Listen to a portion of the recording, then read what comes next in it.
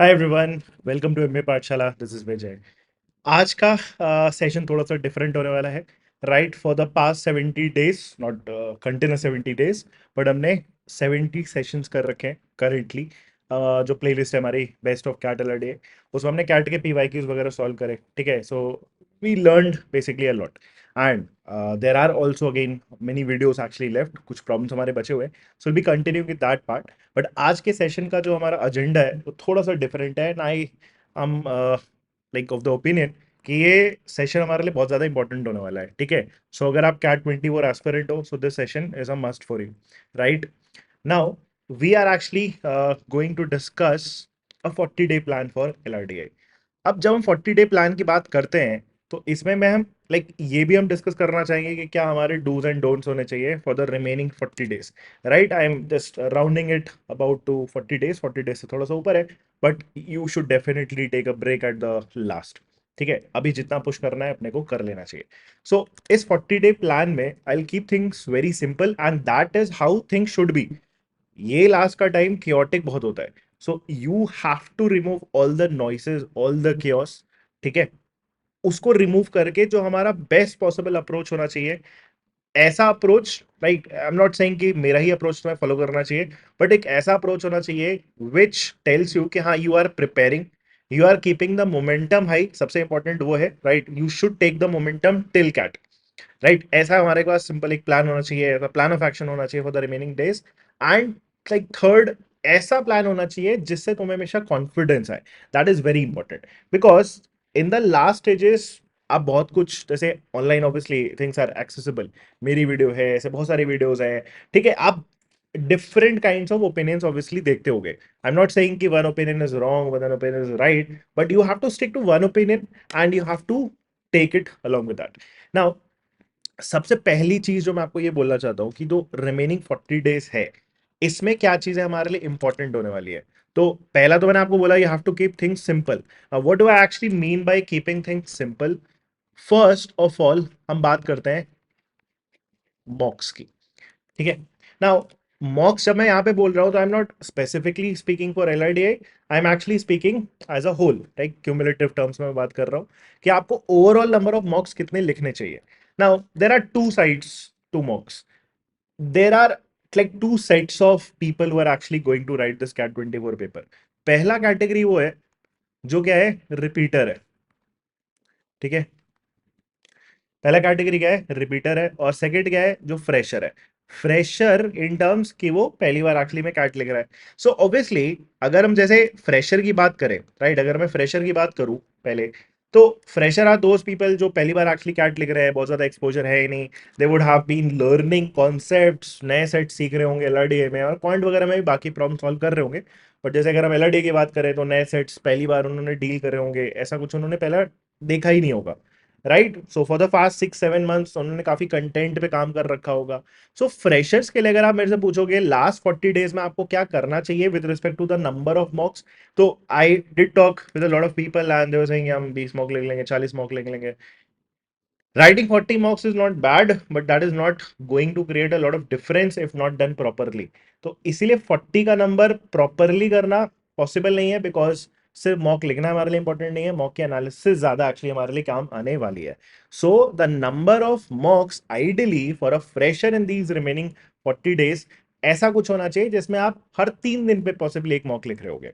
Sometimes में भी going into the last stages, last week possibly दो दो मॉक, 2 दिन में एक मॉक लिख रहे होगे।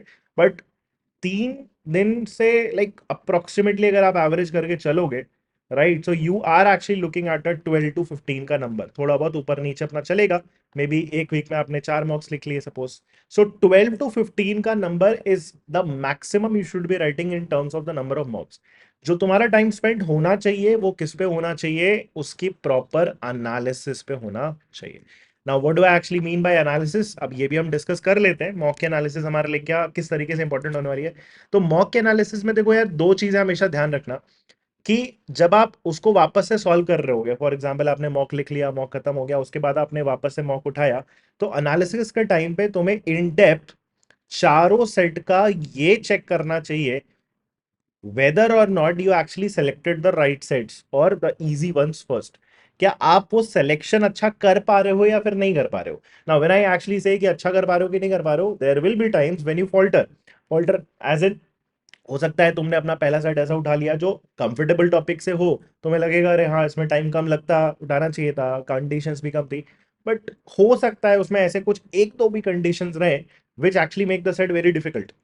तो वो चीज उठाना is not a problem, but क्या आपने उठा के उसको 6 7 8 मिनट में मैक्स लीव कर दिया कि नहीं कर दिया, that is important. That analysis is very important because वही लॉन्गर रन में 40 डेज के बाद जब आप एक्चुअल कैट में बैठोगे तो आपका वो टेम्परामेंट सेट करेगा कि हाँ, even if you have picked a set तो थोड़ा सा डिफिकल्ट था, शायद नहीं उठाना चाहिए था, we have made that mistake but you don't have to linger upon that mistake. ठीक है, 7 8 मिनट में छोड़ दिया, अगला सेट जो भी एक्चुअली में इजी वाला होगा उसको स्कोप देना पड़ेगा, वो सॉल्व हो जाएगा। ठीक है, सो that is very important, that kind of analysis very important. Plus basic analysis बहुत बार ये करनी चाहिए because I get a lot of queries कि कंडीशंस जिसमें जिसमें बनते हैं, पॉसिबिलिटीज बनती है, उसमें अपन मिस्टेक्स कर देते हैं। तो यार उसका तो सिंपल सा फंडा ही वही है कि आप अगर पॉसिबिलिटीज वाले प्रॉब्लम्स में क्या कर रहे हो, मिस्टेक कर रहे हो, आप एक कंडीशन लेके क्या कर रहे हो, अजम्पशन ले रहे हो। चलो मतलब इस चीज के सपोज 4 पॉसिबिलिटीज हो सकते थे, लीनियर अरेंजमेंट में यहाँ पे ए आ सकता था फॉर एग्जाम्पल। अब तुमने ए रख के चेक करा, नहीं बना, अब सपोज तुमने बी रख के चेक करा और बन गया, एंड देन तुमने ये सोच लिया गलती से भी कि अरे यही तो, इससे तो बन गया, मतलब यही करेक्ट है। That is a kind of mistake you tend to make in those conditions वाले प्रॉब्लम जिसमें पॉसिबिलिटीज बन रही होंगी। तो जब तुम एनालिसिस करना स्टार्ट करोगे you would come across these common mistakes, and the like best thing is जब तुम्हें पता लगना स्टार्ट करेगा कि you are actually prone to making these kind of mistakes, तब जब नेक्स्ट टाइम आप वो चीज कर रहे होगे ना, तो सबकॉन्शियस माइंड आपसे बोलेगा कि नहीं नहीं, this is something which you have done in the past, let's not repeat it again.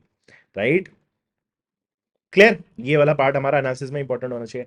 Plus अब जैसे इस लास्ट स्टेजेस में आपसे ये बोलूंगा, फॉर एग्जांपल आप किसी मॉक के 4 सेट्स कर रहे हो, अब कोई एक ऐसा सेट है फॉर एग्जांपल जो तुम्हारे कंफर्टेबल एरिया से बिलोंग ही नहीं करता, for example you are not so good at Venn diagrams, और वेन डायग्राम में एक्सट्रीम लेवल का मैक्सिमम मिनिमा है, I would advise and like आपके लिए वो काम भी करेगा अगर वो तुम्हारा स्ट्रॉन्ग टॉपिक नहीं है और एक्सट्रीम लेवल का सपोज टॉपिक का लाइक क्वेश्चन है, तो आप उसको सेफली पुट असाइड कर सकते हो। Let's not break our brains in the process, क्योंकि उसमें क्या कर रहे हो आप, ऐसी चीज जो आप मास्टर नहीं कर पा रहे हो लास्ट तक, जो आपने इतने टाइम में मास्टर नहीं करी, आप उसको लास्ट में मास्टर करने की कोशिश मत करो, बिकॉज वो आपका सिर्फ टाइम बर्बाद करेगा, जो एक्चुअली में आपका मैक्सिमम आउटपुट आ सकता था, एफिशिएंट आउटपुट आ सकता था, उसके लिए आप टाइम एक्चुअली में लूज करोगे। Right, so keep in mind while doing the analysis, तो ये 3 4 चीजें आप हमेशा like while solving a mock, while doing the analysis, ये हमेशा ध्यान रखो। इसीलिए एनालिसिस करने में एक्चुअली ज्यादा टाइम लगेगा। So analysis is not only about just writing the mock again या फिर solving the question which you had left, हमेशा ऐसा है। ठीक है, ये चीज हमेशा ध्यान रखना। ऑल्सो जो प्रॉब्लम्स तुमने खुद से करे होंगे, जहां से भी आप जो भी मॉक लगा रहे होगे, उसके भी सोल्यूशन देखा करो। हो सकता है जिस प्रोसेस से आप पहुंचे और जिस प्रोसेस से मॉक में पहुंचा गया है, राइट, जो भी एक्सप्लेनेशन है उसमें क्या हो, suppose that is a shorter way, that is not always going to be the case, but अगर है तो उसको मे बी हम इनकलकेट करने की कोशिश करेंगे, बिकॉज वो एक ऐसा सेट होगा जिसको आप जल्दी समझ जाओगे, तो उसका एक्सप्लेनेशन भी तुम दिमाग में जल्दी से बैठा ले जाओगे। So that kind of analysis actually important with respect to writing the mocks. So we are talking about the number of mocks जो फ्रेशर को लिखना चाहिए in the like 40 days. Repeaters की जहां पे बात है, तो रिपीटर्स ऑब्वियसली लास्ट ईयर उन्होंने कैट लिखा होगा, ठीक है, मॉक भी लिखा होगा, एक्चुअल कैट भी लिखा होगा, जो भी रीजन से इस साल मॉक दे रहे हैं, उनको पॉसिबली इस टाइम पे थोड़े ज्यादा मॉक्स एक्चुअली में लिख लेने चाहिए।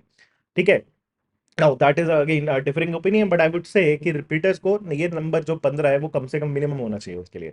तो आप कम से कम यहाँ से 15 से 18 या 15 से 20 मॉक्स तो लिख सकते हो, अज्यूमिंग कि आप रिपीटर हो और आपको बहुत ज्यादा कुछ रिवाइज करने की एक्चुअली में जरूरत नहीं है। उनके लिए स्पेसिफिकली मैं बोल रहा हूं, लाइक एज अ रिपीटर आप अपने इन मॉक्स को प्राइमरी सोर्स ऑफ प्रिपरेशन भी बना सकते हो, ये चीज ध्यान रखना। ठीक है, प्राइमरी सोर्स ऑफ प्रिपरेशन बोलने का मतलब क्या है, फॉर एग्जाम्पल तुम एलआरडीए लिख रहे हो या फिर सपोज क्वांटी लिख रहे हो, तो आपने कोई क्वेश्चन सॉल्व करा, तो आपको ये पता चल जाएगा ना, ये हमारा एक टाइप है, ये क्वेश्चन का एक लाइक वो है, टॉपिक है, और उससे मिलते जुलते तुमने लाइक कहीं अगर नोटबुक मेंटेन करी है, तुमने कहीं एक सेट ऑफ प्रॉब्लम सॉल्व किए हैं, उससे मिलता जुलता, तो आपने उन क्वेश्चंस को देख लिया। उससे तुम्हें में ये पता चलता रहेगा, अगर आप मॉक के थ्रू प्रिपेयर कर रहे हो, कि what are the best possible question types. वो कोर एरियाज कोई भी टॉपिक है, फॉर एग्जांपल ज्योमेट्री है या फिर अलजेब्रा है या फिर लेट्स से लीनियर अरेंजमेंट ही है, तो आप उसके अच्छे अच्छे प्रॉब्लम्स अगर सॉल्व करोगे, बिकॉज मॉक में हमेशा अच्छे प्रॉब्लम्स आएंगे, इजी बहुत रेयरली आता है, तो आपका वो टॉपिक ऑटोमेटिकली रिवाइज भी होता चलेगा। सो रिपीटर्स के लिए वो बेस्ट पॉसिबल सोर्स होना चाहिए कि हम मॉक्स के थ्रू ही हमारी पढ़ाई करते जाएंगे, मॉक लिखेंगे, उसके एनालिसिस करेंगे, उनसे मिलते जुलते अगर हमने पीछे कहीं सेट्स लगाए हैं या कॉन्ड में प्रॉब्लम्स लगाए हैं, सो उसको हम उसी के साथ में रिवाइज करते चलेंगे, तो हमारा ओवरऑल सिलेबस कॉम्प्रिहेंसिव मैनर में क्या होता जाएगा, पूरा होता जाएगा। Right, so that is actually with respect to the number of mocks. Secondly, कितनी प्रैक्टिस करनी चाहिए उसका भी एक छोटा सा हम डिस्कशन जरूर करना चाहेंगे। कितनी प्रैक्टिस करनी चाहिए, अब ऑब्वियसली प्रैक्टिस में हमारा ये मॉक्स भी इंक्लूडेड है, बट द पॉइंट इज आप हर दिन तो मॉक लिख नहीं रहोगे, मैंने तो बोला है हर 3 दिन में फॉर एग्जांपल मॉक लिख लो, अप्रोक्सीमेटली एवरेज है ना, ऑन अ बेसिस। तो बाकी 2 दिन आप क्या करोगे, बाकी दोनों दिन ऑब्वियसली आप क्या करने वाले हो, प्रैक्टिस करने वाले हो। एंड एक पिछली वीडियो आई थी जिसमें हमने 75 डे प्लान डिस्कस करा था, उस टाइम में मैंने आपको समझाया था कि आपको किस तरीके से प्रिपेयर करना चाहिए। I reiterate that point. Apart from the mocks which are actually writing, आपका प्राइमरी सोर्स ऑफ जो प्रिपरेशन है वो आपके क्या होने चाहिए, एक तो पास्ट मॉक्स होने चाहिए।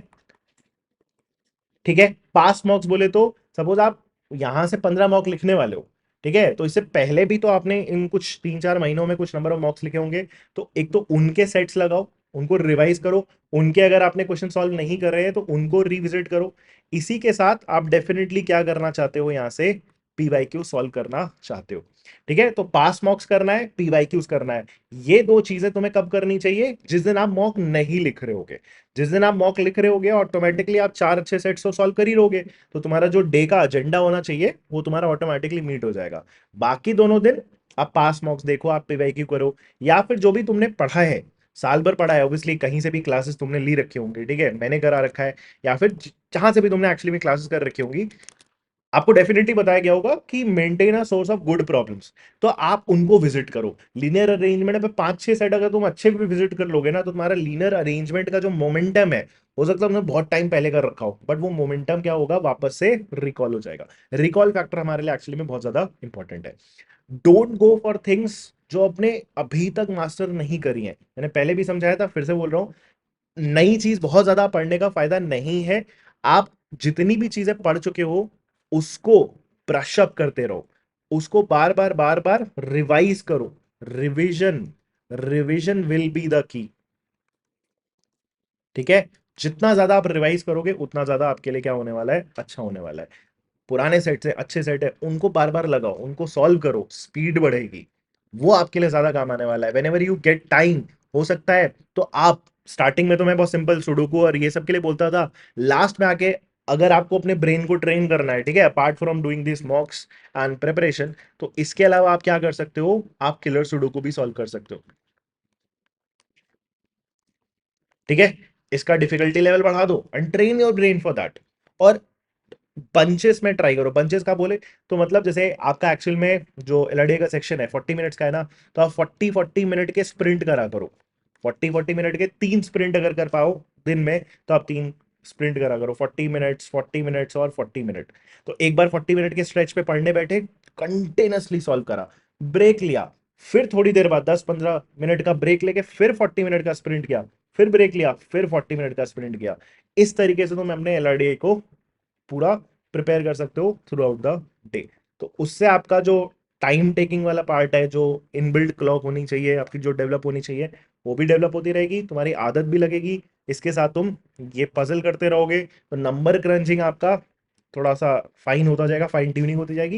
एंड ऑब्वियसली जो मेजर कंटेंट है, जो हमारा कंटेंट होना चाहिए, जो सीखने वाला पार्ट है, वो डेफिनेटली आप कर रहे होगे। ठीक है, ऑल्सो हम वर्कशॉप्स कर ही रहे हैं, वर्कशॉप में काफी अच्छे सेट्स कर रहे हैं, तो आप वो वर्कशॉप डेफिनेटली क्या कर सकते हो, फॉलो कर सकते हो। ठीक है, जो लास्ट टाइम कर रहे हैं। एंड सबसे फाइनली, कीप योर कूल। हमेशा मैंने बोला है, जितना तुमने पढ़ा है तुम्हारा मेन मोटिव ये होना चाहिए कि क्या जितना मेरा स्किल सेट है, एटलीस्ट मैं उतने स्किल सेट पे कैट में परफॉर्म कर पाऊं। ठीक है, उससे कम नहीं जाने देना है, that should be your agenda. उससे ऊपर चला जाए वो हमेशा हमेशा टारगेट रहने वाला है, अब लाइक ऑप्टिमिस्टिक टारगेट होने वाला है।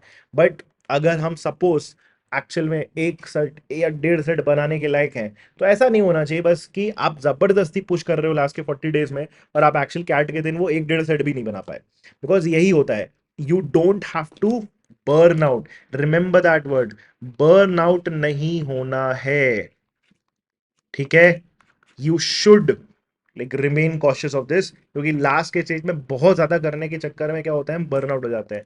तो हमारा स्कोर अगर ऐसे एक ग्राफ की तरीके से चल रहा होता है, तो अचानक से उसमें क्या हो जाता है, डिप आ जाता है, और कैट के दिन we falter. So you have to be very very of that part, कि ये नहीं करना है। That is the worst case scenario we can actually imagine. तो कॉन्फिडेंस हाई रखना है, जितना हमने पढ़ा है उस पर थोड़ा सा भरोसा रखना है, ठीक है। और मोमेंटम बस आप बना के रखो टिल कैट, और कैट में जाके फोड़ देना है अपने को 1 से 2 set, right. That should be our target, and that was the agenda for this particular session. तुम्हें कोई भी डाउट्स है, आप कमेंट्स में एक्चुअली में डाल सकते हो, ठीक है।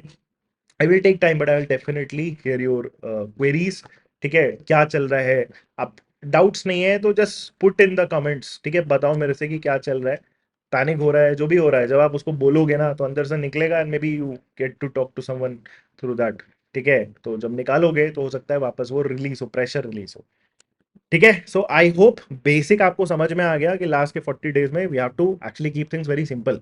बहुत ज़्यादा फैंसी चीज़ें नहीं करनी है अपने को, बहुत ड्रास्टिकली हमें कुछ डिफिकल्ट नहीं करना है।